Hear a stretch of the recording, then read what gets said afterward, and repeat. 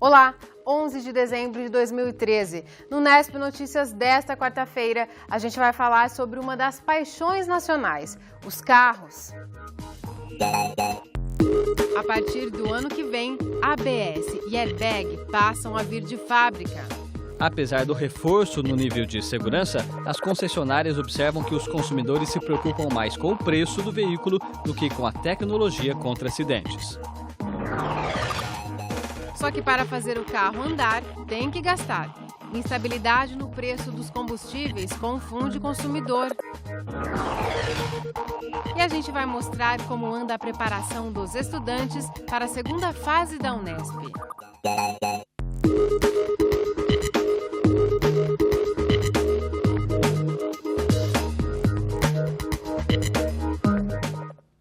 Etanol ou gasolina? Essa pergunta deixa muita gente na dúvida. Afinal, todo mundo quer que o carro quer economizar na hora de abastecer.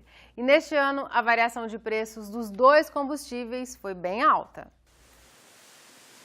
A caminhonete da Dona Maria só anda com etanol. Apesar de não fazer as contas do preço do combustível, ela prefere o que está mais barato na bomba. O álcool. Geralmente álcool? Geralmente. Porque ele está bem mais em conta que a gasolina. A variação de preços, tanto da gasolina quanto do etanol, foi grande ao longo do ano em Bauru. Segundo dados da Agência Nacional do Petróleo, o preço médio da gasolina na primeira semana de dezembro foi de R$ 2,80. Já o etanol ficou em R$ 1,77. Mas, durante o ano, a agência chegou a registrar R$ 2,91 para a gasolina e R$ 1,89 para o etanol. De acordo com os dados da ANP, o preço do etanol variou 41% ao longo deste ano, levando em consideração os valores mínimo e máximo. Já a gasolina sofreu variação de 26%. Essa instabilidade nos preços confunde o consumidor, que fica na dúvida na hora de escolher qual combustível colocar no tanque. A gente fica sem saber, né, ao certo. Com o aumento absurdo do combustível, a gente nunca sabe o que realmente compensa, né? Tem época que a gente acha que é a gasolina. Aí aumenta, a gente, de repente, é o álcool. Mas, na verdade mesmo, a gente nunca sabe ao certo. Para o diretor regional do Sincopetro, o Sindicato dos Derivados de Petróleo, a variação de preços está ligada a diversos fatores, inclusive da lavoura. Estamos entrando na entre-safra, então já começou a ter indícios fortes que o etanol vai aumentar de preço, como já aumentou. Só que esse ano, no nosso modo de ver, a coisa vai se aprofundar mais, porque em dezembro nós já tivemos o reajuste do diesel, e isso é um fator preponderante para o aumento do etanol, dos custos do etanol, porque todo o transporte é feito com diesel, as máquinas de corta, tudo com diesel. Então o etanol já subiu por conta disso. E agora vai aumentar por conta da sazonalidade, que está na entre-safra. Então isso a gente tem que conviver. O etanol esse ano, eu não tenho dúvidas que passa a barreira dos R$ 2 de longe. Para este economista, que é professor da Unesp em Bauru, é preciso uma diferença muito grande nos preços para sentir economia no tanque. Eu nunca fiquei em fila para conseguir um preço menor, né? Porque o ganho é momentâneo, né? Esse preço, depois de alguns dias, ele vai se estabilizar e você vai pagar por aquilo que você deixou de pagar. Uma forma prática para escolher o combustível com base no preço é fazer a seguinte conta. Divide-se o valor do etanol pelo da gasolina. Se o resultado for maior que 0,7, compensaria colocar gasolina no tanque. Se for menor, vale o etanol. Esse cálculo aproximado leva em consideração que, geralmente, o motor flex tem rendimento 30% menor quando usa etanol. No entanto, essa é apenas uma média, pouco precisa. Decidir o combustível depende da forma como o motorista dirige e também do modelo do carro. Apesar dos motores flex serem regulados para utilizar os dois combustíveis, o carro geralmente aceita melhor um dos dois. Cada fabricante tem uma taxa de consumo ideal para saída de fábrica. Agora, vai depender de cada motorista e cada situação que ele vai usar o carro. Portanto, saber qual combustível rende mais no seu carro pode ajudar a economizar a longo prazo. Além disso, o consumidor deve sempre procurar postos confiáveis, que vendem a quantidade correta de combustível. Uma ferramenta importante que o consumidor deve usar é o aferidor de volume. Todos os postos são obrigados a oferecer e ele garante que o consumidor só pague o que realmente está levando. Qualquer consumidor desconfiando, tendo ou querendo saber se aquele volume está correto, ele pode exigir do posto de gasolina que se faça uma aferição e que se prove que aquilo é verdade. Se o dono do posto se recusar a fazer isso, ou dar uma desculpa esdrúxula qualquer, deve ser feito um boletim de ocorrência. E daqui a pouco a gente volta a falar sobre automóveis. A partir do ano que vem, alguns acessórios de segurança passam a ser obrigatórios.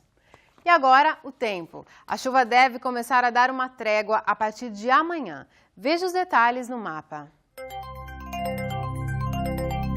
Chove em várias cidades do norte e nordeste do estado de São Paulo. Amanhã o tempo começa a melhorar, mas ainda são previstas pancadas em pontos isolados do estado. Em Bauru, são mínimas as chances de chuva hoje ainda. Esta quinta-feira já deve amanhecer com sol. A umidade do ar agora é de 76%. Temos ventos de brisa a 7 km por hora. Hoje a temperatura mais alta ficou em 26 graus. Amanhã pode bater em 30 aqui e em Piratininga. Em Agudos, a previsão é de que fique no máximo em 29 graus. E uma notícia que alivia o caixa da Prefeitura de Bauru, pelo menos até o fim do ano que vem. A Agência Nacional de Energia Elétrica prorrogou por mais um ano a medida que transferia para os municípios a manutenção dos serviços de iluminação pública. Agora o prazo é 31 de dezembro do ano que vem. A agência já tinha concedido um prazo maior para cidades com até 50 mil habitantes se adaptarem à mudança, que vai exigir mais recursos dos cofres públicos. Porém, depois de reunião realizada ontem, a ANEEL resolveu estender a todas as cidades. E conforme já noticiamos aqui no Nesp Notícias, o procurador da República, André Libonati, do Ministério Público Federal de Bauru, entrou com uma ação civil pública questionando a legalidade dessa resolução da ANEEL. A Prefeitura de Bauru também entrou na Justiça para se isentar da obrigação. Perdeu em primeira instância e recorreu. Tanto a ação do Ministério Público quanto a da Prefeitura seguem em tramitação. Logo depois do intervalo, a gente vai falar sobre o freio ABS e o airbag, itens que terão que vir de fábrica a partir do ano que vem. Para hoje, a preparação para a segunda fase do vestibular da Unesp. Voltamos já!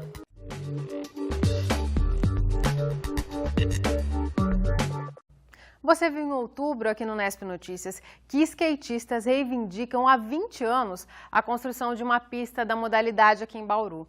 Na última sexta-feira, os secretários Roger Barude, de Esportes e Lazer, Sidney Rodrigues, de Obras e Paulo Ferrari, de Planejamento, se reuniram com uma comissão de skatistas e anunciaram que o projeto da pista de skate foi aprovado pela Caixa Econômica Federal.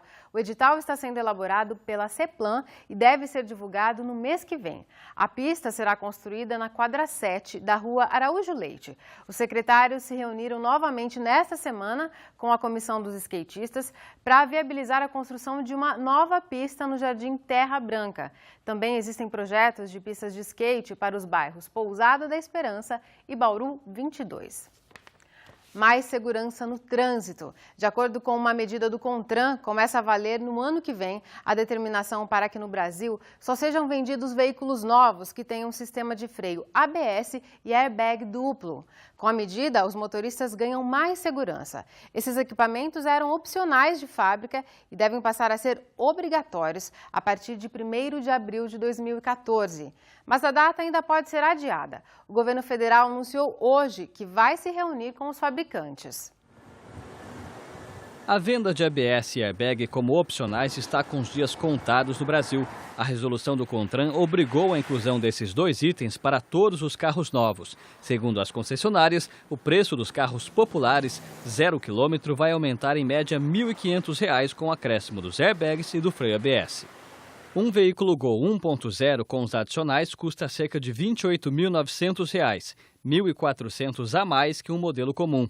Já um Fiesta 1.0 sai em torno de R$ 1.000 mais caro com os itens de segurança.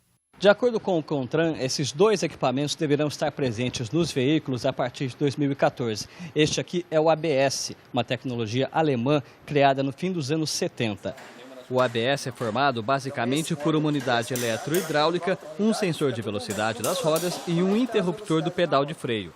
Veículos com ABS, em caso de frenagem brusca, ele vai ser muito mais seguro, uma vez que o motorista não perde a dirigibilidade facilmente, porque as rodas não vêm a ter o travamento. Se uma das rodas for travar, antes que isso aconteça, o sistema identifica e libera movimento? Isso, tem uma unidade eletroeletrônica, né? Uma vez que o módulo reconhece que uma roda chegou na velocidade zero, ele tende a liberá-la para o motorista não perder a dirigibilidade e o tempo de parada seja mais rápido. Já o airbag tem uma unidade eletrônica e um sensor de impacto, além da bolsa inflável macia que amortece o choque da colisão sobre os ocupantes do veículo. Pela determinação do CONTRAN, serão obrigatórias 2 bolsas frontais nos veículos fabricados no Brasil. Esse conjunto, o airbag e o freio ABS, os dois juntos nos carros a partir de 2014, você acredita que o nível de segurança aumenta quanto? O nível aumenta muito, porque a gente tem 2 sistemas trabalhando simultaneamente, né? Um sistema ativo e um sistema passivo. O sistema ativo é aquele sistema que vai inibir a colisão, no caso o sistema ABS. Já o sistema passivo, o sistema de airbag, vai fazer com que o condutor e as pessoas que estão dentro do veículo não venham a se machucar. Apesar do reforço no nível de segurança, as concessionárias observam que os consumidores se preocupam mais com o preço do veículo do que com a tecnologia contra acidentes. Eles vêm e perguntam sobre o item de segurança, né, que é um item que todo mundo quer ter no seu veículo, porém ninguém quer utilizá-lo, mas é interessante ter esse item no carro. Nós temos bastante modelos ainda que não vêm com airbag ABS, porém os fabricados 14 terão todos os itens de série, que são os airbags e os freios ABS, mas no geral ainda procuram mais preço do que segurança. Esse arquiteto acha válido pagar mais caro por segurança. É um grande avanço tanto para a população como para o mercado consumidor, porque são coisas necessárias, tá? E isso traz segurança tanto para a própria montadora e para quem usa, para o usuário. Mesmo o carro ficando R$ 1.500, R$ 2.000 mais caro para o consumidor? Eu acho que quando se fala em segurança, não tem preço que se pague isso. Nós continuamos a falar de segurança na direção. Com as festas de fim de ano, muitos motoristas pegam as estradas e a gente conversa agora sobre os cuidados nas rodovias para se evitar acidentes. Recebemos o gerente de Relações Institucionais da concessionária CAT, o Ataíde Caldas Júnior. Ataíde, muito obrigada por sua presença aqui no Nesp Notícias. Eu que agradeço a oportunidade de poder falar aos seus telespectadores. Ataíde, quais são os erros mais comuns cometidos pelos motoristas que se envolvem em acidentes nas rodovias? Nós temos algumas consequências graves de erros de motorista, tá certo? E principalmente o excesso de velocidade, né? Esse talvez seja o erro mais frequente e mais grave, né? E a imprudência em geral, né? Eu citei o excesso de velocidade, mas citaria também os cuidados numa ultrapassagem, por exemplo, né? Esse normalmente é um caso de acidentes fatais, né? Quer dizer, o momento da ultrapassagem que pode gerar a colisão frontal é o que mais gera número de vítimas. Isso, exatamente. Ou seja, é aquele motorista imprudente que ele teima em ultrapassar nos locais proibidos, tá certo? Ou aqueles desatentos que fazem ultrapassagem nos locais permitidos, mas não percebe realmente a velocidade do outro veículo que vem em sentido contrário, tá certo? Então é preciso atenção, preciso ter segurança naquele momento que você acelera para ultrapassar outro carro. E agora, no fim do ano, as rodovias vão estar cheias, né, por causa das festas, muitas pessoas se deslocando. Que cuidados adicionais as pessoas têm que ter com o fato da pista estar cheia? Isso é uma época mais complicada para acidentes, porque aumenta um número em função do aumento de veículos nas estradas, né? Então o motorista deve estar mais atento que o normal, tá certo? Sempre obedecendo ao que a sinalização propõe na rodovia, tá certo? Ou seja, acreditar na sinalização, isso é fundamental.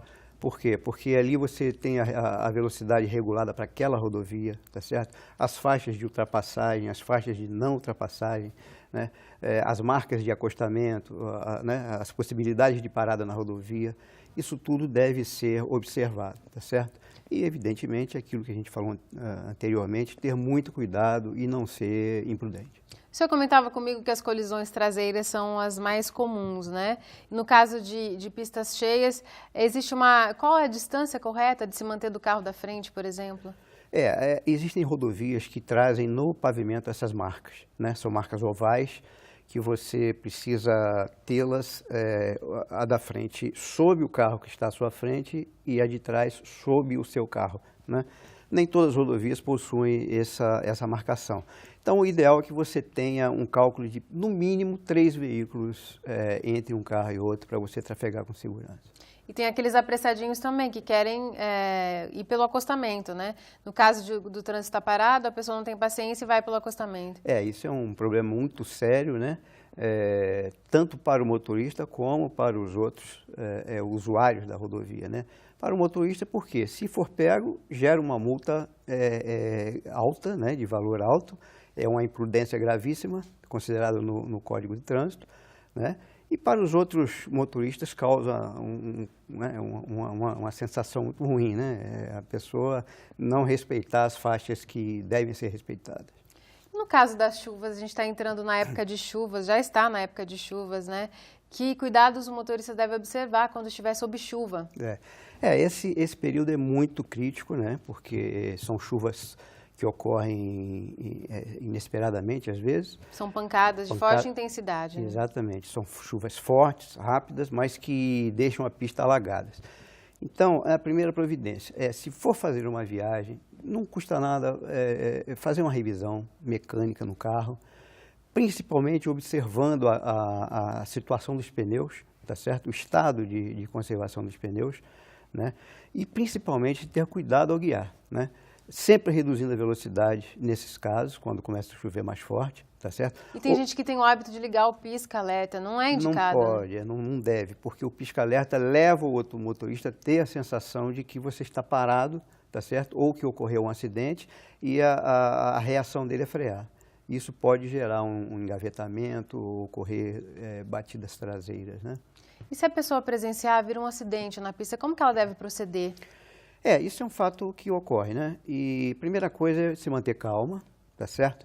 E não evitar de parar na pista para observar ou até para prestar socorro. Não deve. Deve procurar sair da pista. Por quê? Porque parando na pista você pode causar um outro acidente, tá certo? Com o seu veículo em função disso, né? As pessoas ficam muito focadas naquilo que ocorreu e as reações são retardadas. E acionar os órgãos competentes, né, para fazer esse resgate. Né? Isso é fundamental, tentar falar com a Polícia Rodoviária no 190, né, o mais rápido possível, tá certo? E, evidentemente, se estiver utilizando as nossas rodovias, né, que vão de Bauru até Presidente Epitácio, na divisa com Mato Grosso, podem se utilizar também do nosso telefone, tá certo, de call center, que é o 0800 773 0090, tá certo? Ou os callboxes que estão instalados ao longo da nossa rodovia, que também tem comunicação direta com o nosso centro de controle operacional. A gente falava sobre a alta velocidade, que é o principal vilão dos acidentes. Tem um hábito, uma moda que a gente pode chamar de estúpida, é o mínimo que você pode dizer disso, de jovens de fotografarem o velocímetro dos carros em alta velocidade. Inclusive, no mês passado, uma jovem, ela se envolveu num acidente e ela morreu. E foi constatado que ela tinha acabado de fazer uma foto do velocímetro a 170 km por hora. Quer dizer, nada disso é recomendável, né? Esse fato ocorrido na Baixada Santista, né, há pouco tempo, como você falou, chamou muita atenção, né? E isso, evidentemente, que está incluso dentro daquilo que a gente acabou de dizer, a imprudência dos motoristas deve ser evitada, né? Nem rodovias sem movimento que permitam, não se deve atingir essa alta velocidade, muito menos tirar foto. Você, né? numa velocidade dessa, as reações, por mais rápidas que sejam, elas não são suficientes para evitar um descontrole do carro, né? Uma necessidade de frear com uma travessia de animal. Uma pedra que você encontra pode até desviar a sua direção também, é muito perigoso. Isso realmente é inadmissível, né? Vamos dizer assim. Taíde, muito obrigada por suas contribuições. Eu que agradeço a oportunidade e estou sempre às ordens. Logo depois do intervalo, o nosso assunto é a segunda fase do vestibular da Unesp. O intervalo é bem rápido, não saia daí.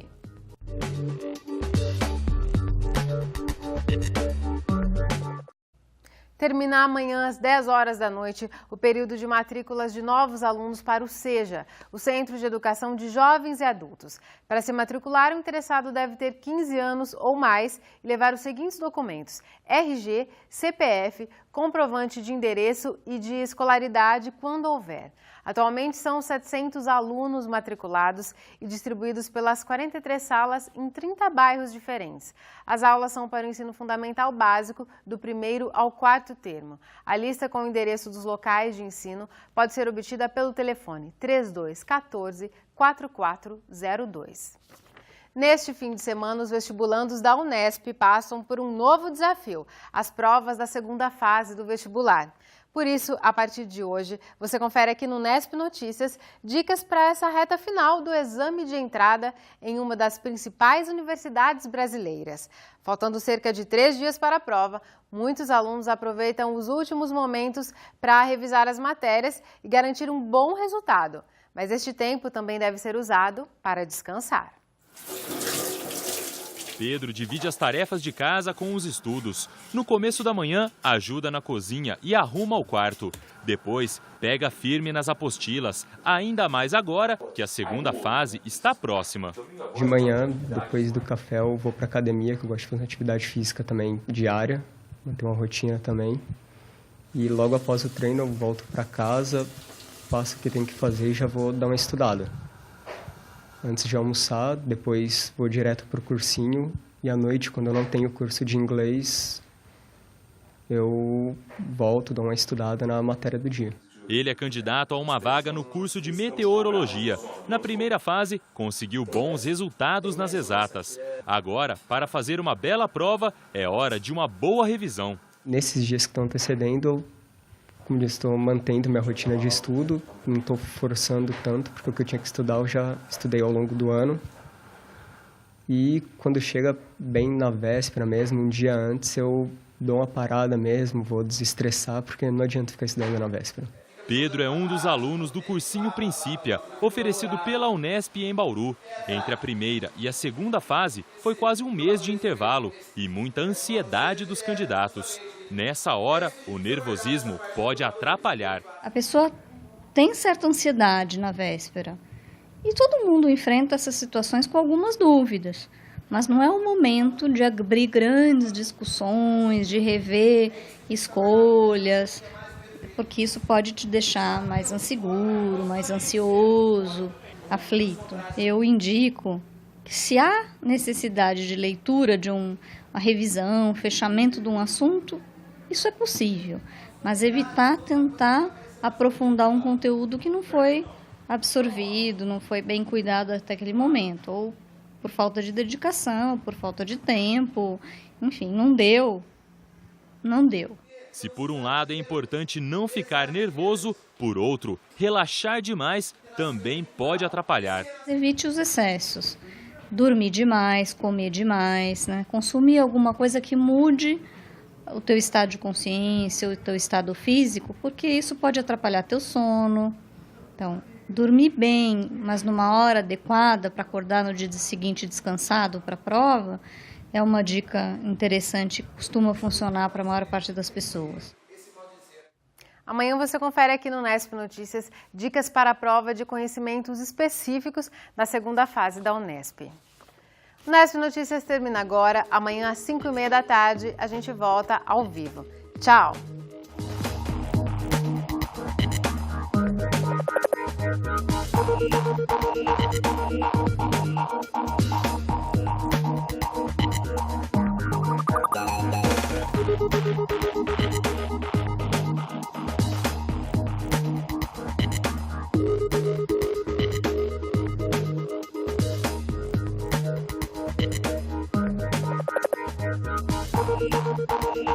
Thank you.